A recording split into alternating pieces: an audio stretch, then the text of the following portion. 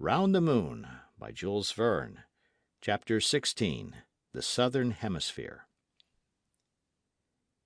The projectile had just escaped a terrible danger, and a very unforeseen one. Who would have thought of such a rencontre with meteors? These erring bodies might create serious perils for the travellers. They were to them so many sandbanks upon that sea of ether which, less fortunate than sailors, they could not escape. But did these adventurers complain of space? No, not since nature had given them the splendid sight of a cosmical meteor bursting from expansion, since this inimitable firework, which no Ruggieri could imitate, had lit up for some seconds the invisible glory of the moon. In that flash, continents, seas, and forests had become visible to them. Did an atmosphere, then, bring to this unknown face its life-giving atoms?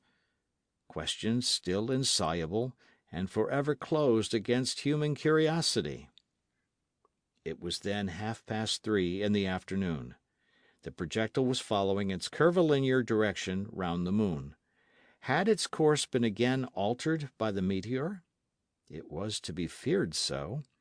But the projectile must describe a curve unalterably determined by the laws of mechanical reasoning. Barbicane was inclined to believe that this curve would be rather a parabola than a hyperbola.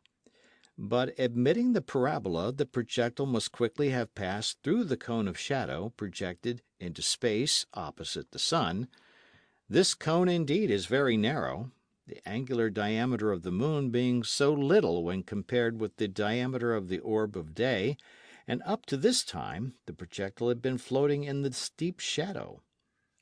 Whatever had been its speed, and it could not have been insignificant, its period of occultation continued.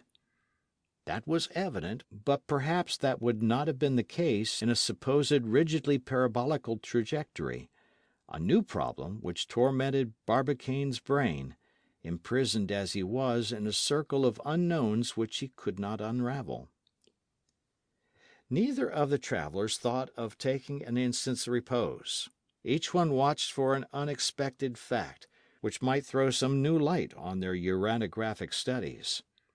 About 5 o'clock, Michel Ardan distributed, under the name of dinner, some pieces of bread and cold meat, which were quickly swallowed without either of them abandoning their scuttle, the glass of which was incessantly encrusted by the condensation of vapour.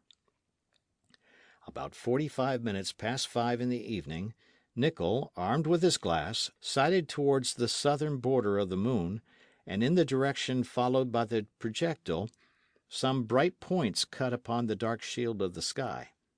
They looked like a succession of sharp points, lengthened into a tremulous line. They were very bright. Such appeared the terminal line of the moon when in one of her octants. They could not be mistaken. It was no longer a simple meteor.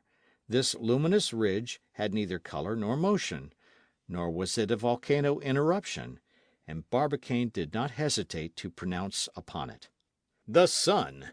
he exclaimed. "What, the sun?" answered Nicholl and Michel Ardan. "Yes, my friends, it is the radiant orb itself lighting up the summit of the mountains situated on the southern borders of the moon. We are evidently nearing the South Pole."